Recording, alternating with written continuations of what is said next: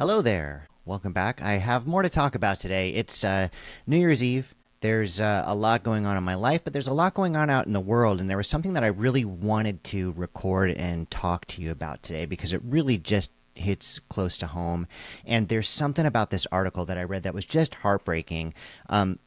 Tatiana Schlossberg. This is one of the members of the Kennedy family. It's Caroline Kennedy. I think it's Caroline Kennedy's daughter. But I'll get into that. I'll read the article to you and get those facts. But she recently passed away from cancer, and she was not old. And there's something about her story, because I had heard about her cancer diagnosis about a month ago, I think, and just found even then that it was such a heartbreaking thing, but really hit so close to home because of all of the things that I have going on in my mind, and then the fact that my wife was diagnosed with cancer, and that's been a journey for us for the past, so many months. Just reading that news about Tatiana Schlossberg and where things were going for her, and a lot of her just sort of open thoughts on the topic, it was really heartbreaking. And then just to hear the news yesterday of her passing was very sad. And I wanted to share the article with you and just some of my thoughts on it, because let me just jump right into it.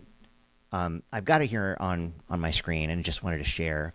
But Tatiana Schlossberg, she's the journalist, she's the author, who was the granddaughter of John F. Kennedy, died after revealing that she had been diagnosed with cancer.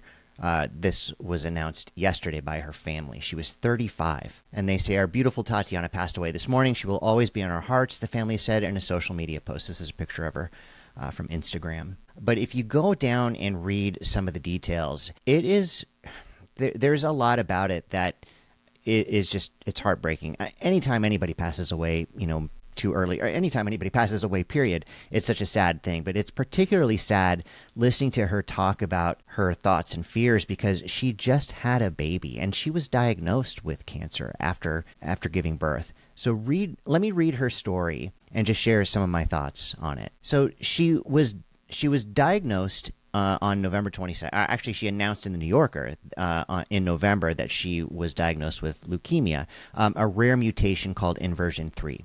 She was diagnosed in May 25th, when she gave birth to her second child, and a doctor noticed her abnormally high white blood cell count and ordered further tests. She then spent 5 weeks at Columbia Presbyterian Hospital in New York before beginning chemotherapy at home and later receiving a bone marrow transplant.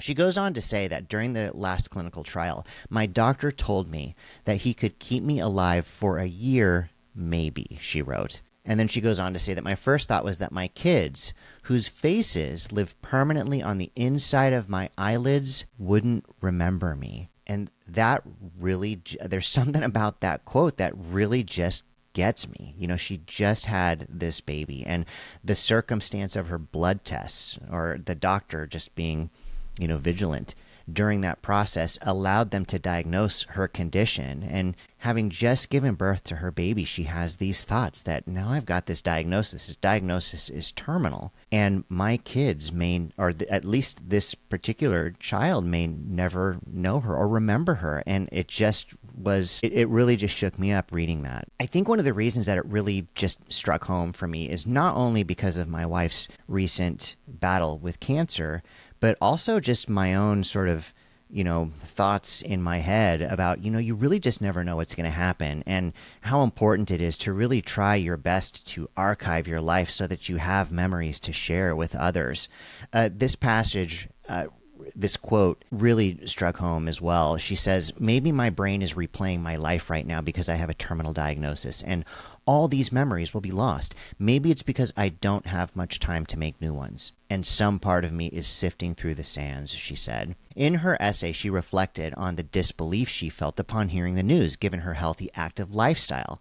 The day before giving birth, she had swum a mile in a pool. Just amazing that she's living this normal, healthy life, completely oblivious and unaware of the fact that she's got this terminal illness, like, in her body, invading her and basically robbing her of her life. It was so mind-blowing to read those quotes and to read this article. I mean, when I first heard about what was going on with her, I thought, wow, just unbelievable, especially after having just given birth. I mean, I just can't even imagine what that must have been like for her. But to be able to share her thoughts like this, I mean, I really appreciate it because it really just sort of drives home a lot of my own concerns and fears about the fact that you just never know what life has in store for you. And it really is important to live life to its fullest here and now, like every day could be your last. And I certainly don't want to make things political, but one of the things that's really started to become apparent to me, having experienced what I've experienced with my wife, is anytime I hear anything about cancer research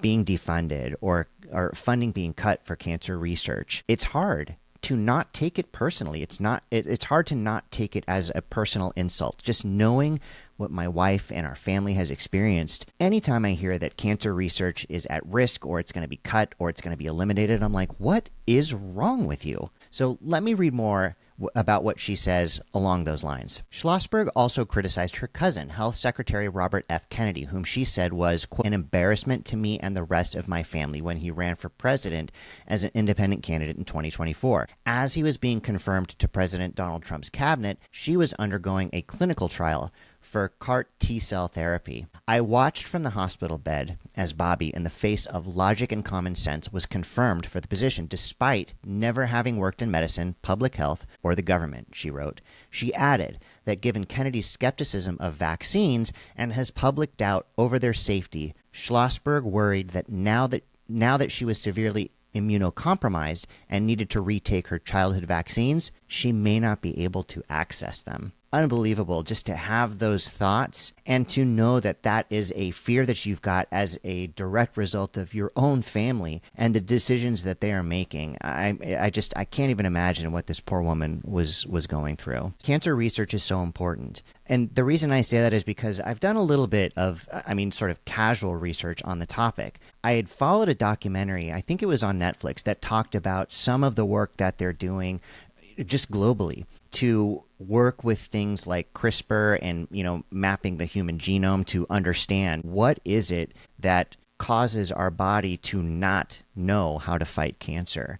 And one of the things that I discovered, and I wish I had the details in front of me so I can link them, but there was an instance where somebody who had one of the types of blood cancer ended up going to these German scientists and working with them to have them produce a vaccine for him that was effectively an mRNA vaccine that enabled his body to learn how to identify the cancerous cells and to fight them like the foreign bodies that they are. He effectively cured himself of cancer and eliminated any possibility of recurrence because the cancer is now the body recognizes how to fight it using its own natural immune system. So it's not going to come back. He's good. The problem is that medical technology is so new and so costly and very slow. He was working with these people in Germany. It took them quite a long time to understand what they needed to do to architect a vaccine. And then that vaccine was very specific to that individual's DNA, which means it only works for him. It suggests that the capability to find a cure for cancer does exist. We just need to continue to work on it to make it more available. It's never going to become a thing until we can find a way to produce these vaccines that are very specific to individuals' DNA and find a way to quickly and cost-effectively produce them. And that, I think, is the challenge. That requires a whole lot of time and a whole lot of money. So when you hear about discussions involving cutting back cancer research to redirect those funds to other initiatives, it is so hard as, either a cancer survivor or a family member of a cancer survivor to not take that news so personally. Like, what is it that this government is thinking? Are they trying to kill us? What is the matter with them? It's so insulting in a way. I don't know how else to put it. Maybe insulting isn't the right word, but I just do take it personally. I'm sure there are many cancer survivors out there that take it personally as well. The bottom line is it's just not the kind of thing that's going to get solved on a YouTube vlog that only gets a handful of views, but it's worth mentioning because I think this is a conversation that people should be having openly. We should be challenging our government and our federal officials when they divert funds away from cancer research into things that matter less. And that's all a matter of perspective, right? I completely understand that. But if we are diverting funds away from cancer research for the purposes of lining somebody else's pockets or providing more tax benefits to, other classes, then it really makes no sense. And it's nothing but just insanity. I do realize it's the end of the year and there's probably happier things to be talking about, but because my year, 2025, has been a year of, fighting and surviving and supporting and dealing with cancer, it was, and then just the timing of this, I really just was compelled to talk about it. So that's what I'm doing here. I'm really kind of grateful to be concluding the year. My wife is now sort of rounding the corner on the last lap of her cancer battle. She's going through radiation treatment right now. She's getting through it. She's almost done. She's more than halfway through it. It's going well, and it's going to bring her percentage chances of recurrence really damn low. I mean, I feel like she's done everything that she can do to make sure that it doesn't come back, and I feel great about it. So I'm happy that the timing worked out in such a way that right at the end of the year, we're kind of wrapping up that whole radiation thing, and then we just get to move on with life. It's been a tough year, and it ended pretty rough for us as well.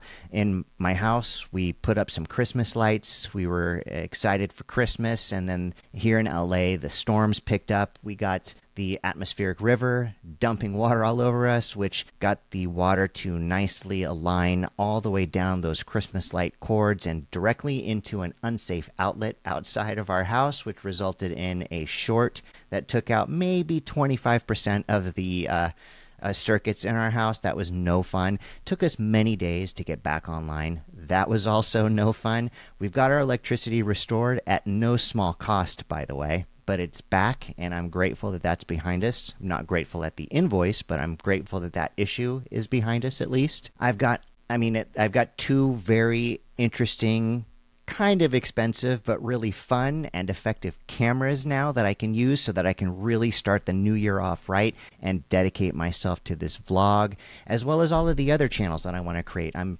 very, very focused on making sure that I can establish an organized process for creating the AI-based channel that I was talking about. I maintain that AI is a very, very important innovation in computer technology, and I think that there are a lot of things that we need to be discussing about it to make sure that we stay on the straight and narrow. So I'm looking forward to getting that kicked off. I'm also really looking forward to having more conversations with a community. I'm hoping that I can get some traction here or on my other channels to really engage others online about the topics that are meaningful to me.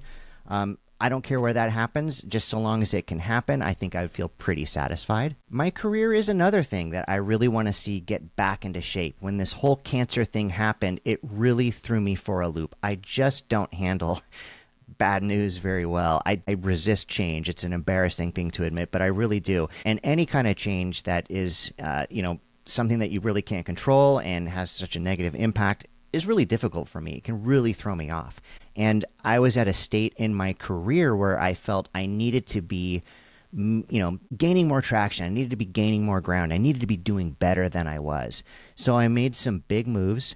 And then this whole cancer diagnosis came down, and just the fear of what was to come and the fear of the unknown really just threw me off. I didn't accomplish really hardly any of the goals that I wanted to.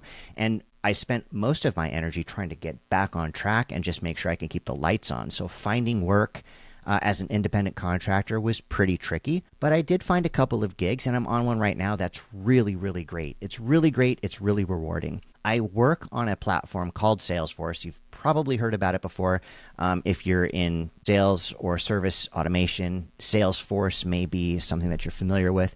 I am a developer on that platform. I had been working in consulting for a number of years, had some good experiences, some bad experiences there. Now that I'm an independent contractor, I've got to find work on my own, but I've been pretty lucky, and I found a couple of really great gigs working for some great companies with some really amazing teams. I'm on one right now that's really, really good.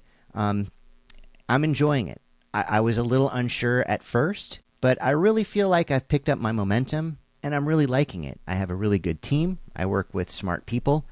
The work is rewarding. It's challenging. I feel like it's checking all the right boxes for me. So I feel like the outlook from a career standpoint is pretty good. I want to see it get even better. So that'll be my goal for the first quarter of 2026. So I'll just conclude by saying Happy New Year to everyone. I'm sorry to bum you out with this story about Tatiana Schlossberg. Worth mentioning because she was a celebrated journalist. She's a member of the Kennedy family. She has a heartbreaking story. it really hit home for me, and I wanted to share my thoughts and how that leads into how I feel about not only cancer but cancer research and the importance of it. But also, just acknowledge that it's been kind of a tough year. It's ended pretty rough, but there was a lot of good that came out of it as well. And just share that I am hopeful for a new year, and I hope that you are too. So anyway, if you're around, thank you for watching. Please do all that YouTube stuff that they ask you to do. Comment, subscribe, help me out. I appreciate it, and I will see you all in the next video.